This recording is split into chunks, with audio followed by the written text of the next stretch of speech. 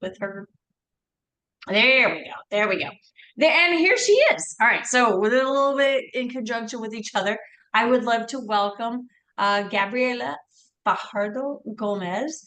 Um, again, I was able to encounter her at a user group community when a couple months ago when I was there with my chief of information security officer and just was inspired and felt like maybe you all might feel and experience the same thing that I did listening to her story and just her in general. So welcome, Gabriella. Thank you so much, Sarah. It's so cool that Zoom has backstage. Who knew? Who knew, But right? yeah, but I'm here now, and I thank you so much for having me once again. This is such an honor. Yeah, meeting you was super cool. I got invited to Zoom in that conference. It was based in Orlando, but I zoomed in from Dallas at the time, and Joel just kind of invited me to speak about my experience in technology and how I found my way into cyber and being in the academy at Palo Alto Networks and just like my story as a whole. And it was really cool. And yeah, I got to meet you out of it. So pretty excited. Well, let's go back to a little bit of that because I don't think to you that's just been your life, right? You were like, oh, I've done this, I've done that, I've done the academy. But let's break it down a little bit. You're 23 years old and you were born in Mexico, correct? I was born in Colombia, but a little close enough. Okay. Okay. Well, Close enough. not the same, but thank you for the correction. So but from there, you have come up in a program and you know achieved a lot of both academic and occupational successes that I think are really worth talking about it. So talk about your upbringing as far as when you got here to how you got into technology and got into the Palo Alto program and some of the technologies that you have delved Yeah, into. definitely. So, I was born in Colombia. I left Colombia when I was 5 years old. I essentially lived and traveled all over the world thanks to, my dad's job at the time. He works in IT. And, growing up, moving to all these different places, perseverance was really a thing, right? Being able to embrace change and being able to become adaptable quickly was something that I had to learn very fast. And, at the same time, like learning, emotional intelligence, understanding how to work with diverse groups, really diversity meant a lot to me. And, how I got into technology, I always tell the story, that when I was younger, my dad would always throw Legos at me and kind of be like, play, build, because, at the end of the day, I'm like the older son he never had. So it was just kind of like my start to engineering and solving problems. I've always loved solving problems. It's always been a thing for me. I get restless when there's a problem and I just feel the need to solve it. And so that's where the engineering stemmed from. And, essentially growing up, it's funny, I have a conversation with my dad, and my dad was like, Gabby, like, yeah, you used to play with Legos, but you hated following instructions. And I was just like, really? Like, that's so funny because, relating back to that in my job, like, I love finding ways to solve things out of the box. So I'll obviously follow instructions, but I'll follow instructions in a way where it could be creative and original. And so yeah, so I grew up in all these different places, learned a bunch of different languages, had that ability to kind of just learn to connect with people. And I moved to Puerto Rico when I was like 15 or so. From there, really started to incorporate myself in extracurriculars. So I did a lot of philanthropy work in Puerto Rico. I was,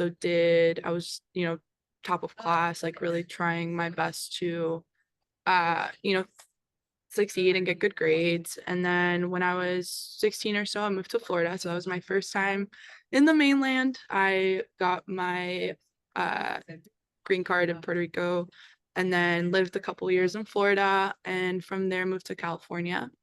And yeah, went to high school in California and knew I wanted to do engineering, but I didn't know what realm of engineering I wanted. I did a couple of engineering camps in a couple of universities, one Purdue, one in Texas A&M. So one of them was a minority diversity engineering program where they essentially taught us how to think like an engineer and come up with issues. It was really cool at that program. I actually, my team became first place for creating a 3D model of a prosthetic hand for like veterans that couldn't eat. So that was really cool. And then I was like, oh, wait, I want to be an astronaut. So I went to an aerospace program at A&M. And, you know, when they started showing rocket science, they're like, it's not that hard. It's just rocket science. It was hard. It's rocket science. So I was just like, I'm not going to do that. I'm not going to do that. So I decided to do industrial engineering. Because at the end of the day, I realized, okay, industrial engineering, problem solving, I get to talk to people, I get to be in the field, I get to essentially solve things, you know, like in a more efficient manner. And so I studied industrial engineering at Cal Poly SLO, and had a couple of internships. I'm sure you guys will ask me about them. I feel like I'm rambling, but yeah, and No, not at all. here I'm I am. so There's a lot. thrilled.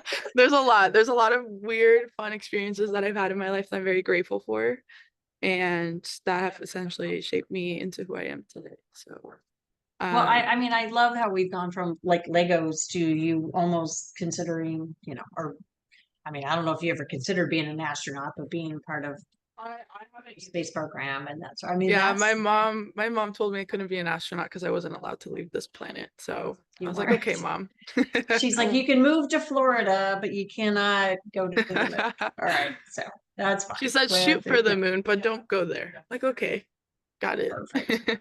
As a mom, I can appreciate that. So I love the Lego reference. Of course, you know, Lego, it's, you know, they're actually a large, you know, I believe Citrix is in there, but they're also a big Microsoft shop and stuff. So it's really fun to hear.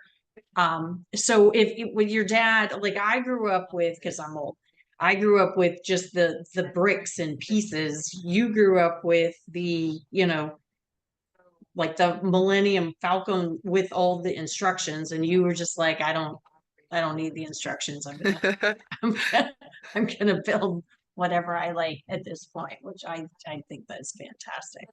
It's just like, I think with engineering, at least in college, you know, they really do teach you to do things like a certain way. And one of the reasons why I really love going to Cal Poly, they're a polytechnic school. So essentially they're learned by doing. So, you know, for example, if you're an agriculture major, they're gonna put you out there and they're gonna make you go milk cows. And like really like you're super hands-on. And so at Cal Poly, I think that the reason why I love my school so much is because it really gave me the ability to create and play and you know, really think outside the box. And there's that you really just have to be creative. Right now, obviously, I'm in the more sales engineering role. I obviously have to talk about what I do today. So it's not like pure like engineering, but it is a lot of problem solving. It is a lot of digging deep and discovering and just staying curious. I think if you're a very curious person, engineering is definitely for you. Because you're always going to be trying to find the why of things.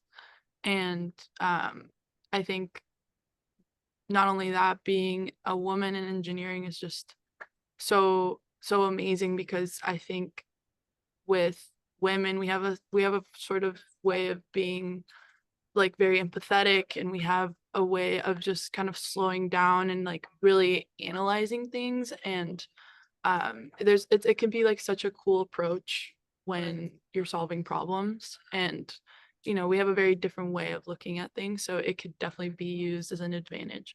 um so As I definitely. as I explained to people, as an SC, we straddle both sides of the fence, right? We're technical and we're technically sales as well.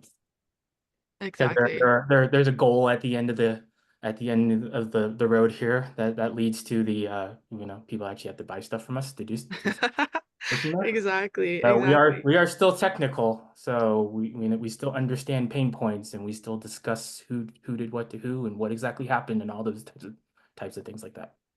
Totally. Did And someone raise their hand? I saw a hand. Someone posted a reaction of clap. So Oh, is that a clap as yeah, opposed now to a that raised hand? that's a thumbs Okay. up now. Yeah.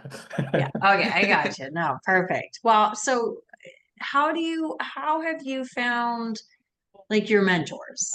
You always have to, as we go through these different stages and we enter in different institutions, whether it's college or, our first jobs or, user group communities, how do you find mentors that you really feel like would benefit you and resonate with you and can get you to where, whatever your next steps are? yeah. How do I find well, I think the biggest piece is just connecting with people and like finding people that inspire you. So I think I really started to understand the concept of a mentor when I lived in Puerto Rico because I would attend TED Talks and I would go by myself. I wouldn't really have anyone to come with me to these. And once the talk was over, I'd probably wait over an hour outside for the panelists to come out. And once they would come out, I just kind of, go up to them and try to spark a conversation. And all these panelists just had really different things to say and a bit very different way of viewing life. And, at the time I was so young, I was like 14 or 15 years old. And I had a certain curiosity toward the world and I just wanted to make the world a better place. Like, I think obviously I'm 23. I don't know my life purpose, but at the end of the day, like one thing I know is I want to help people and I want to make the world a better place somehow. And with that, I look for people that resemble that when they mentor. And one of my biggest mentors, his name's Gupi Kalayal. He's a C-suite at Google, and I actually met him through my mom when I was 12 years old. And they met at the Indian embassy in Peru. Kind of crazy story. And they became instant friends. And from there, we just stayed in touch. And now at 23, Gopi has been a mentor of mine for like 10 years. And he's really taught me not only like how to like persevere in my career, but just how to be a very loving and like very happy and passionate person in my career as well. Because if you're able to be yourself and be authentic in everything you do, I think things just flow naturally. And with that, that's how I've been able to meet my mentors. Just having conversations, being curious about what they have to say, learning from them. And then, when the time comes, eventually help them out too with what I can. I'm pretty young still. I'm pretty new to the industry, to the world. But, when the time does come, like I'm definitely going to try to help them with what I can and just really listening. I remember when I was younger, I used to want to talk a lot and just like tell people like what I know, or like what I like my life and my story. But I've in the past couple years, and I think one of the things that being an SE has taught me is how to listen. Because listening at the end of the day is just, I mean, it's gonna take you places. No, And I so agree that it's definitely, and it's an art, it's a skill that not everyone, is able to embody. Um, it and takes and time. so that, yeah, well, it does, it takes effort and a lot of times we're always like thinking of what our response is going to be and we haven't even heard the full, scenario or problem or whatever. So I think that's great advice for anybody, no matter where you're at, personal or professional. Um, one of the things that you and I have talked about leading up to this webinar is, when you encounter, for those of us who, and we are diversity in tech here, one of the things is we're trying to keep the conversation going of, how, when you have to deal with difficult scenarios, based on who you are, and when you walk into the room, are you young? Is it because you're female? Is it that, like, how do you handle that? Who do you go to? Who do you trust? I know I have my own stories that I've had to deal with. I'm sure Johnny, you have some too. When you walk into these difficult situations, what, how do you deal with it?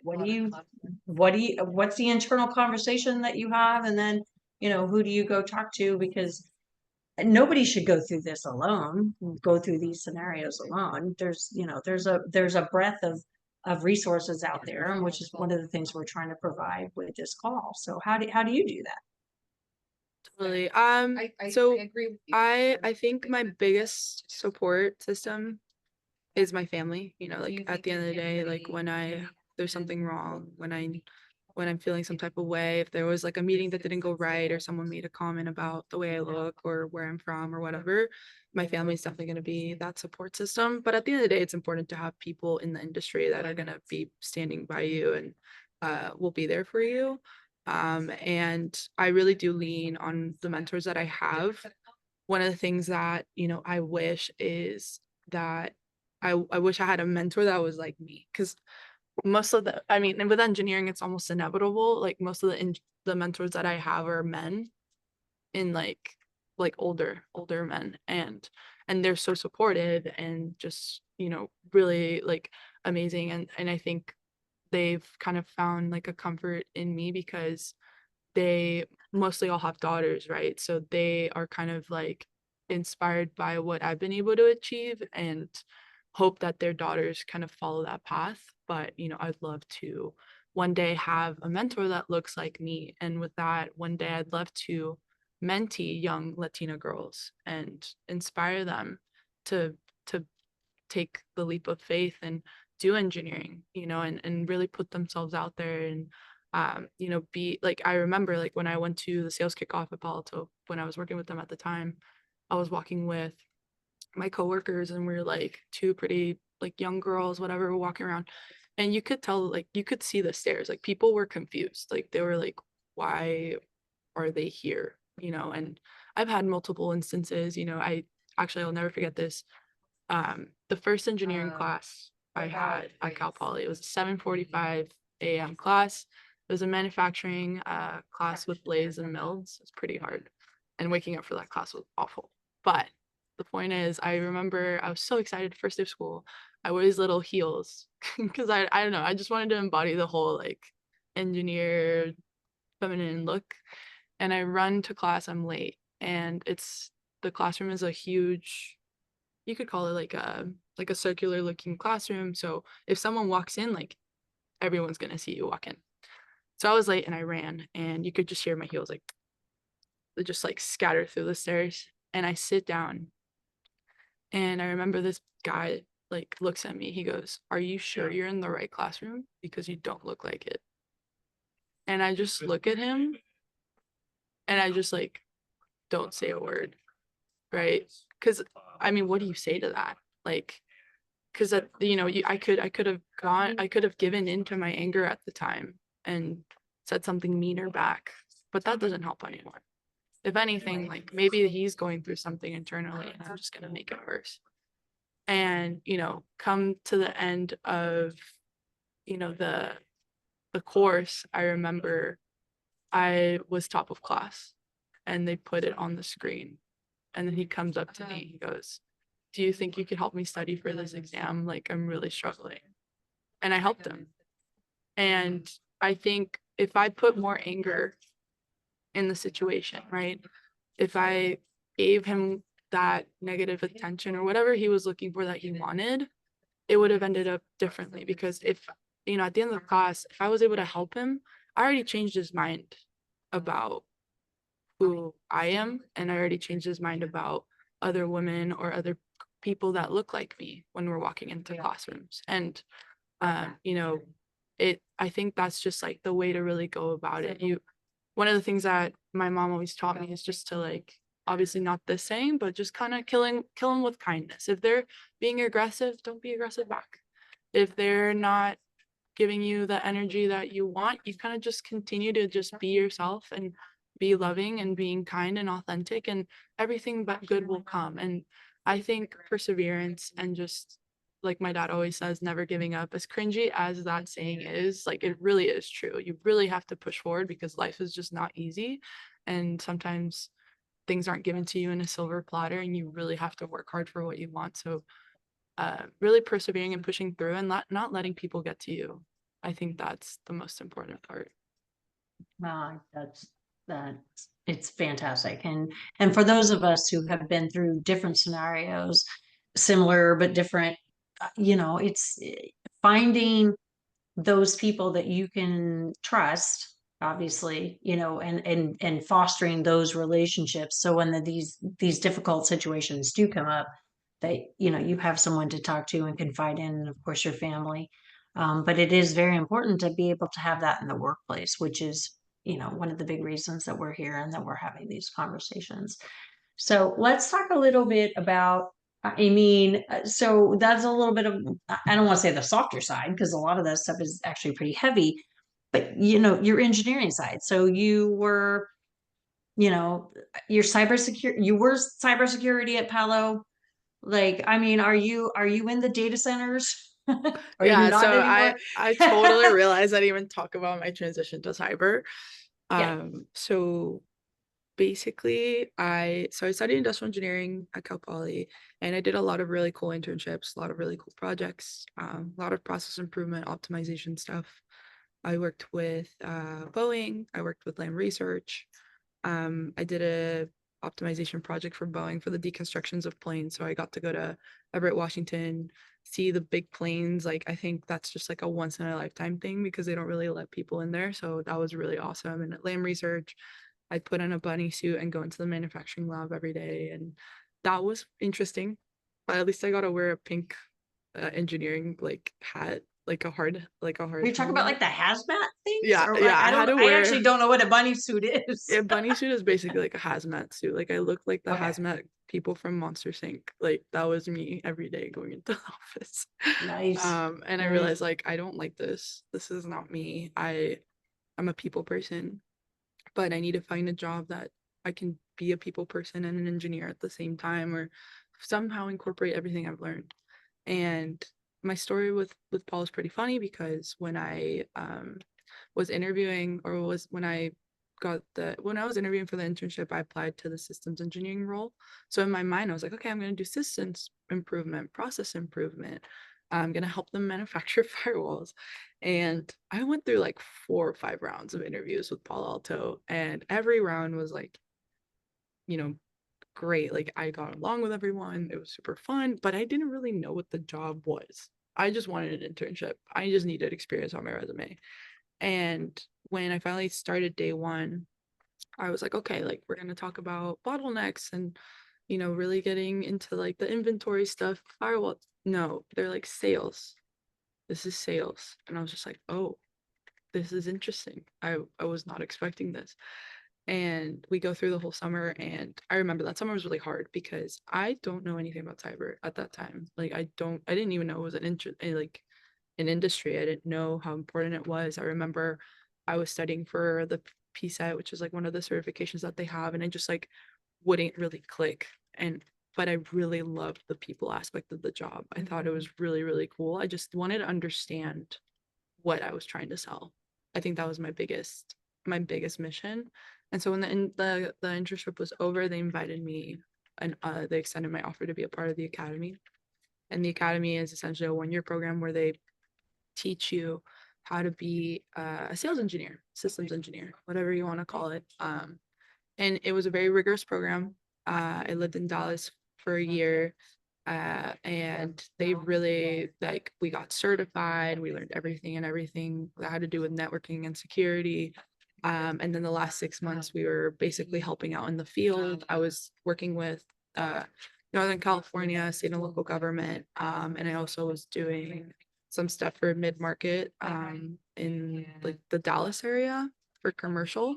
So I really learned like the ins and outs of sales, and not only that, how to be a technical translator and be able to be that source of truth for customers.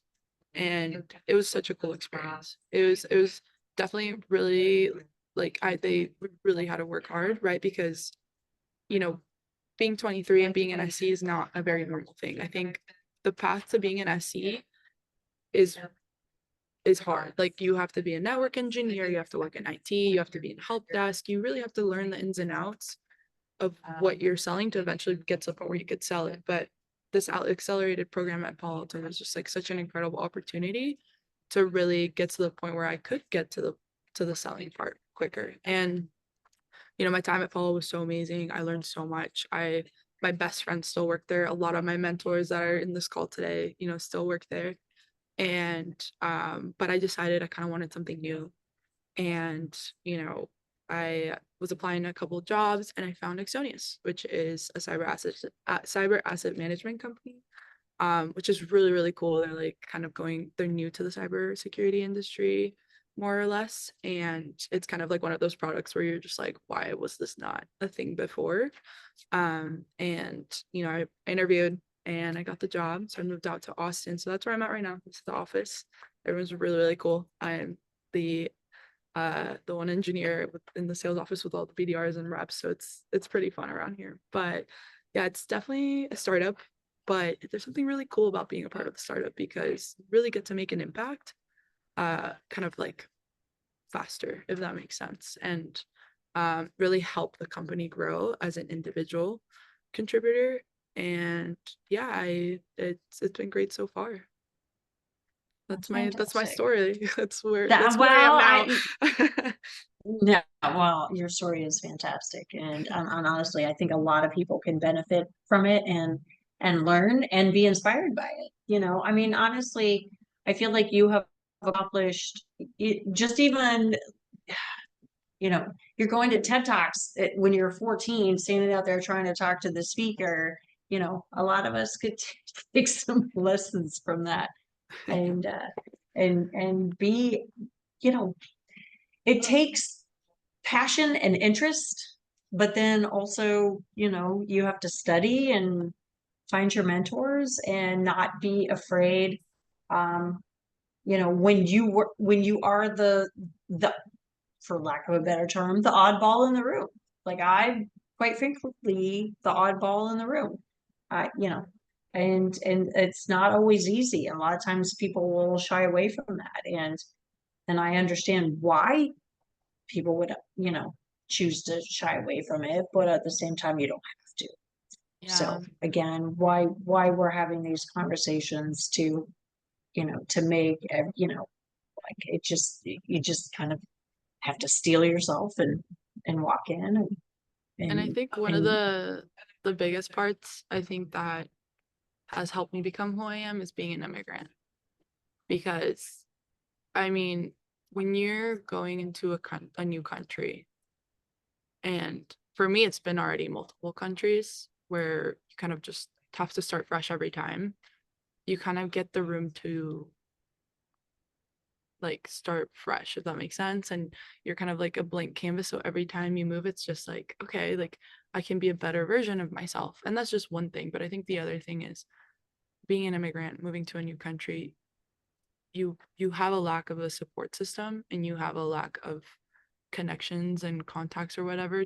So you really have to work hard to not only create a support system for yourself, but to create opportunities for yourself. You know, I mean, my dad, he worked in tech, and I was inspired to start working in tech that way, but I didn't really have, you know, people that I could quickly text because of like alumni stuff and be like, hey, like I want an internship, like help me out. No, like I had to really work hard. I remember being a freshman completely unqualified for internships, but I would still stand in line for hours and try to, you know, sell myself and like try to like show them all the extracurriculars that I had done growing up, because I was really into, you know, politics when I was younger. I was actually like an activist for like gun control, and that was just like another life, you know. And I did a lot of philanthropy, like stuff for the Red Cross. And so it was like a lot of things that I was able to kind of pull together to create a good portfolio, but I had to kind of work harder, I guess, than everyone else because of that, you know, because of being new and because of being in like a new country. And I think that grit and that determination, I not only was taught because of being an immigrant, but I literally owe it all to my family. Like, they are the ones that fully have taught me to keep persevering when things get hard and to keep pushing. It's just beyond inspiring to me. So what, what, I mean, you're 23. Like, I'm trying to envision your future, and I'm hoping I live long enough to see how wonderful and all the amazing things that you do. But okay, so you're with Axonius. Did I say that correctly? What, a sales engineer, but you really seem to have like such a fantastic path. Like, what else would you want to do? What else, is on your like your my future 5-year plan. I'm not the boss that's sitting here, but like, so where do you see yourself in 5 years? I don't know, like daydream. Like, what's next? Yeah, like, what would you want to see? I grew up traveling a lot, and I feel like, just because I've had to work hard to kind of like get to where I am right now, that had slowed down a lot. So traveling the world, I think, is just a basic one, that everyone wants. And I want that. And I'd love to live in different countries again. And, when the time comes and I have to raise my own family, give them the same life that my parents did, as much as it was hard being the new girl like 9 times, I am who I am because of it. And I want my kids to be that way too. And that's just like family goals, right? But I think career-wise, I was actually talking about this with my manager yesterday. I think like hopefully management. Like, I obviously can't think that far ahead, and because I don't really know where life's gonna take me, but I want to help lead. I think I just kind of like slide in naturally into the position of being a leader. And I just want to help people. And I think that, I think helping people is a big one. I don't know how exactly just yet. Maybe one day I'll start my own like nonprofit and get back to philanthropy, and that would be so cool. Maybe one day like CEO, that would be awesome. I don't know if we'll see if I can take the pressure of that, but that would be a cool route to take.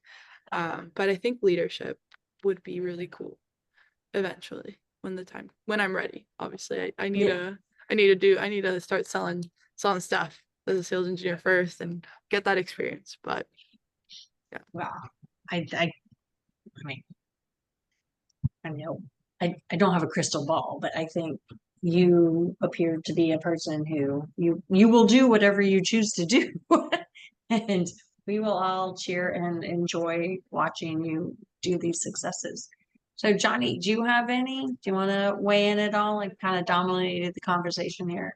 Yeah, so you bring up, philanthropy and those types of things like that. And would you like to discuss more on the mentoring that you have offered for other folks and those types of things like that? How you give back, Yeah, totally. So, me leaving Palo, I've had some friends join in after I left. So I've been helping them, understand how to get through the academy, how to do like certain demos and stuff like that, really helping like them the way my mentors at Palo helped me, which I'm so grateful for. And they're probably in this call. And so I just want to tell them, like, you guys don't understand how the impact that you've had on me. So I really, really thank you. And right now, actually, there's a BDR in the office right now that wants to be an SE. And so I've already scheduled like weekly meetings with him in person, going through the Network Plus book so we can certify him so he can be an SE. So I just want to help people the way I've been helped. And I really want to give back in that way. And then, yeah, with philanthropy, I honestly, that's, touching on what Sarah said, that's something I want to get back to on my free time, like getting back into giving back. I think that's really important. But what I did, I think growing up, I've done a lot. That was like my main thing. I thought I wanted to be like an international policy and stuff like that. So I was really in tune with what was going on with the world. I think one of the first things I did when it came to philanthropy was in Puerto Rico. I went to like what's the word? Sorry, this is like the part where I can't speak English. But it was like a house like a couple miles away where they hid like abused women with their children. So that was one of the things that I would do. I'd go there and just play with the kids and just really connect with these women that, you know, at the time didn't feel safe or heard, and just really give them the love that they were lacking. And I think I remember I would package meals with like my family in Puerto Rico as well. You know, there's a lot of hurricanes back then and still now. And so helping that cause out. And then in high school, I was commissioner of philanthropy. So I would always formulate events like the Red Cross event, the blood drive. I was the commission that was able to get the most amount of people to donate in the school's history. So that was really cool. And, you know, sometimes when you're in high school, like you think you're too cool for certain things, right? Like, and I had to find a way to get these kids to like want to be involved, you know, like, for example, there was a drug and substance abuse week. And so I helped plan that event and help it kind of be cool, right? So people would want to join and would want to be a part of that. And so yeah, I definitely have a lot of stuff in my past that I did for philanthropy. I wish I had the time. I think the most recent event that I did for philanthropy was I in my pastime, in my hobbies, we haven't even touched that yet, but I love DJing. I love music. That's like my passion. And in Dallas, I got invited to DJ a anti-substance abuse event, and that was really, really cool. And so yeah. All right, that's great. We do have a question in the chat. Joel, one of the attendees, asked about if you could speak to his 18-year-old daughter who wants a career in cybersecurity, talking about tips and, you know, things that she could do to get to that spot after, now that she graduates from high school and those types of things like that. Yeah, I think career fairs are huge. As much as they sound super lame and time consuming, they really are big because you get to network in ways that you usually wouldn't have the opportunity to. You know, LinkedIn is great too, but sometimes you won't get responses out of people. I think meeting people and being face to face with them is very authentic, and just connecting, getting to know people, understanding what it is you want to do. And I mean, you won't know exactly what your life's goal or passion or career is the moment you get out of college. No one does. I think the one thing that's giving me solace is my dad, you know, he would say that your first job is not going to be your dream job. And so just finding things that you like and then kind of finding yourself through those things that you like, starting somewhere. And I'm a big believer in opportunity. Like when the opportunity comes, you just have to take it, right? Even if it's one that you're not entirely sure of. Like when I like moving to Dallas by myself to work for Palo Alto Networks with a job that I didn't know I wanted, like at the time was so scary and I didn't know if I wanted it. And leaving California, like that was just like all my friends were like, what? This is not part of the plan. Like you're supposed to be hanging out with us in San Diego at the beach. Like what's going on? And I was like, no, I'm going to Dallas, like middle of Texas, middle of nowhere. And it ended up being one of the best opportunities that I've ever taken. And I think when life throws you like lemons, you gotta make lemonade. So really just taking every opportunity that comes your way, I think is the best advice that I would give. And not like you are your own worst enemy. So really just not letting yourself, like not doubting yourself. And imposter syndrome is real and I experience it every day. And sometimes I just have to look at my LinkedIn and be like, okay, like I did that. Like I'm meant to be here. And yeah, and being surrounded by a positive environment is huge. So yeah, that's the best advice I could give. I'm sure there's more. But I love that you mentioned imposter syndrome in the sense where it is obviously very real. So when you walk into a room and you're fearful of both interacting with people, but I think more so what you just said sparked me is how do you get over, or how would you tell someone to not be afraid of the opportunity, to make the move, to take the job, to, put yourself out there? Like, a lot of people, I think, don't reach their potential because of fear. And so, Yeah. like, what would you tell someone who, like, if they were talking and they're talking themselves out of it, and you can hear like the doubt in their voice, but that maybe that they would be right for the job or the opportunity? Like, what would you say to them to try and inspire them to actually go for it? That's a good question. I think the most basic answer is like trust your gut, but sometimes your gut deceives you, right? Like, like let's say you're about to go give a speech in front of thousands of people and your gut's like, no, run, run, run, run. Like, that's not, like, that's your gut deceiving you. And so I think optimism is a quality that is so important to have, but it's really difficult to obtain. And when you're putting yourself in a situation where you feel like you don't belong, it's so hard to get the negative thoughts out of your head.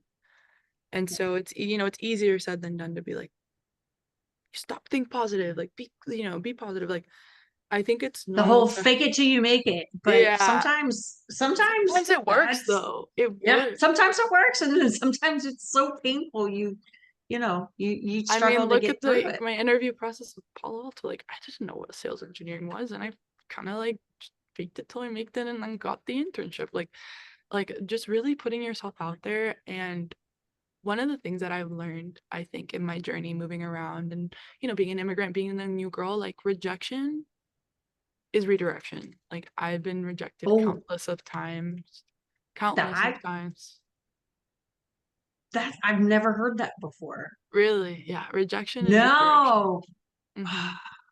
All right, everyone on the call, take note. Rejection Everyone needs is to get a tattoo. redirection. Everyone, everyone, like, note that, because rejection, it's painful, and it can maybe not break people, but certainly sidetrack them to, again, not reaching their potential. So being able to look at that, rejection is redirection. All right, everyone, make a note. Totally. It's super important to realize that, because like, there's a path for everyone in life, and sometimes, like, things happen that you were like, oh, like, I wish I would have gotten that job, or I wish that relationship worked out, or whatever. And sometimes you just need to sit back and be like, okay, like, what's meant for me is meant for me, and things will flow.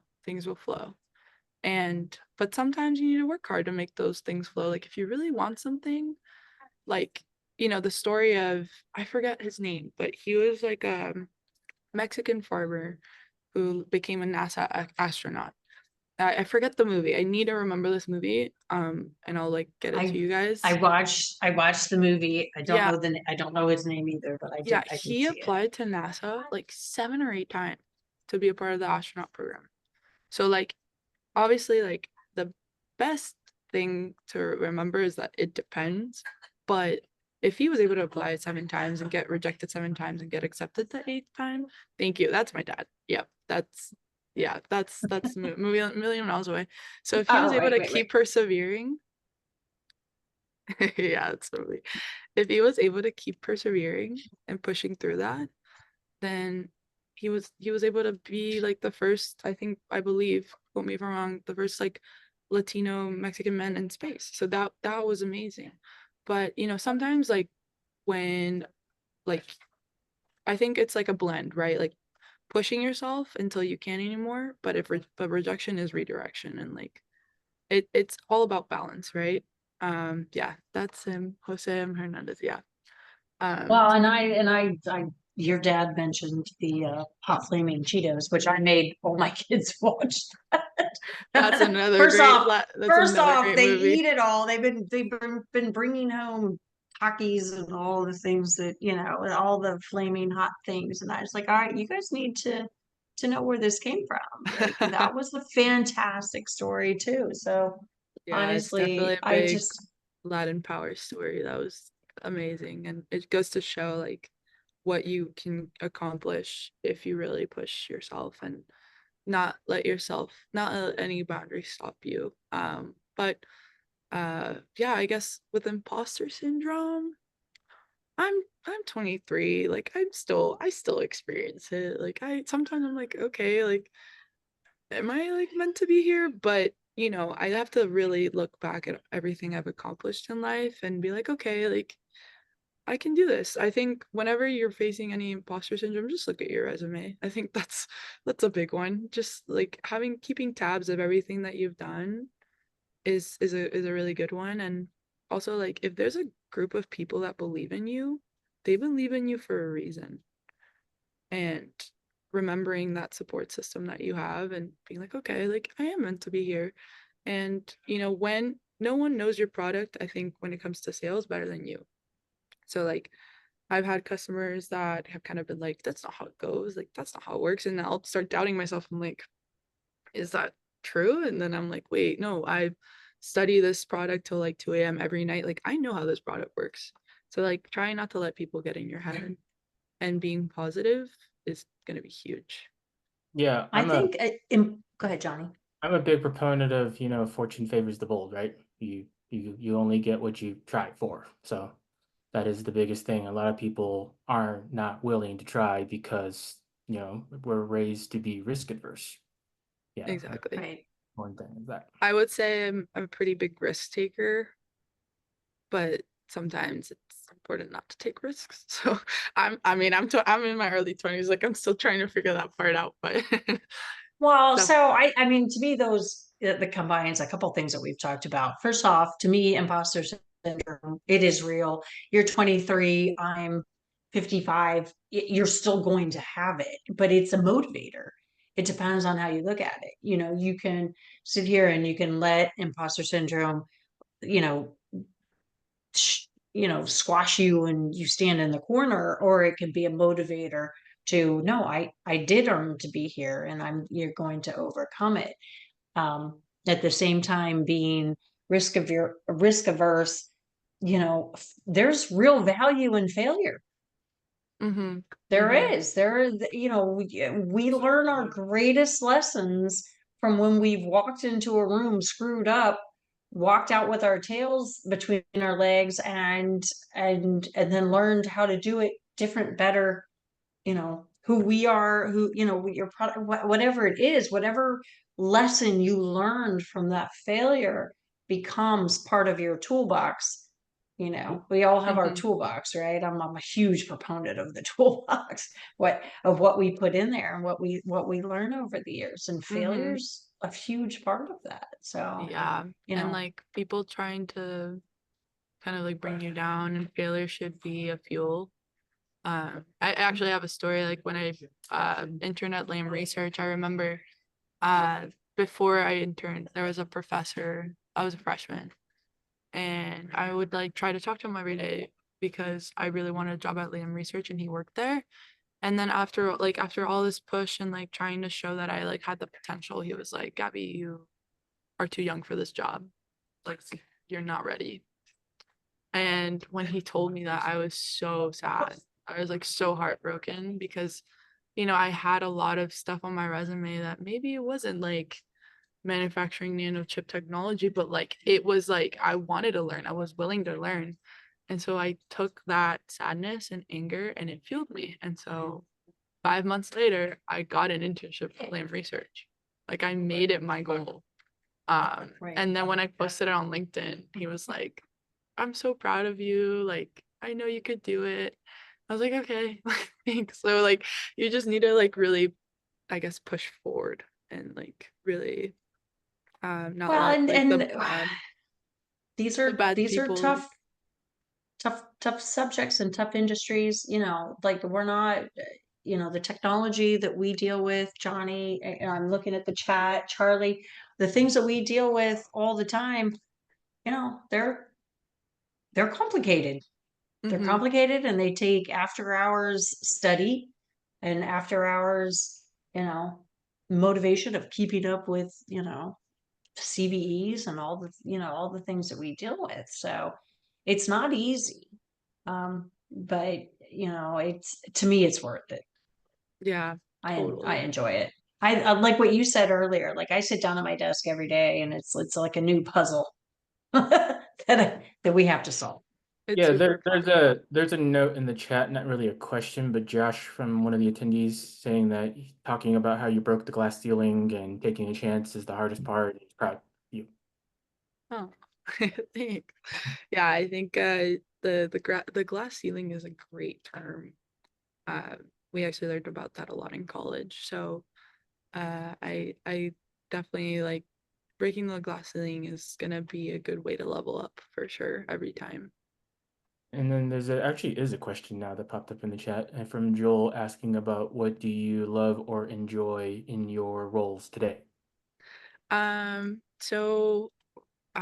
So I'm working at a startup right now and it is so cool. I really love my coworkers. They're all so fun and I'm mainly in the mainly in like the sales BDR office right now and I'm the engineer, so it's like a really fun like blend of people. And I've really enjoyed learning. Right now I'm learning about the product and stuff and uh my manager's so awesome. He's kind of slowly become like a mentor as well and everyone's just very positive and I'm really like I think with the term with when it comes to sales engineering, I really love the discovery aspect of it and the being able to connect with people and being able to tell a story and the authenticity part of sales sometimes is like you could say sometimes it's missing. So being able to be authentic with your customers and really be like, I'm here to solve your problem, not sell you a product is something that I've been learning to do and when the time comes and I'm out there like selling a lot, like I want to try to incorporate in my role every day. And so being able to blend the people aspect and being able to blend it with engineering and problem solving is so awesome. And I've been trying to get my friends in the engineering industry that kind of are bored and sit at home and are on Excel every day to consider sales engineering because it's such a beautiful blend of personalities. Yep. And then there's a tie-in question from the same person, Joel, asking about what surprised you about cybersecurity and being an SE in cyber versus what you originally thought you were going to pursue. So with engineering, I think you like no matter what career path you're in, you help people. And that's why I chose like engineering as a whole. But with cyber, it's just like it's really cool. Like it's like this imaginary world that you didn't really think existed. And when you go into the internet and all that stuff, like there are bad people out there, bad guys out there.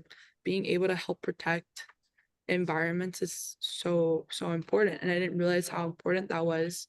I didn't even know what a firewall was when I first joined the industry. And for example, like if you it doesn't matter what customer you sell to, like you are selling a product that is necessary and that is helpful. So I remember when I was doing shadowing and helping the state local government team and SLED, like I was helping these SEs sell firewalls to elementary schools to protect children's data. So it's such a rewarding role because you're helping companies not only protect people's data but like saving them millions of dollars and it's just overall such a cool industry to be in um and and I don't know, it's just like you kind of feel like a superhero every day almost. Oh my gosh, I love that. We are hitting the top of the hour. We have a couple Yep. announcements. I think Johnny, we you have wanna? until 15 after, according to this. Oh, okay. Yeah, All so right, perfect. I was and then gonna say, do we need to? Because I think we could all listen to her There, forever. there's one more question actually, tying back into from Joel once more, talking about can you talk to someone who is in another career but wants to move into cybersecurity and thoughts? Yeah, and it's funny because I'm actually trying to convince my friends to do this. So I think I got really lucky with the Polo Academy. I think that was just like a beautiful segue into the industry. But if you don't have that opportunity, of course, I think getting your Network Plus is huge.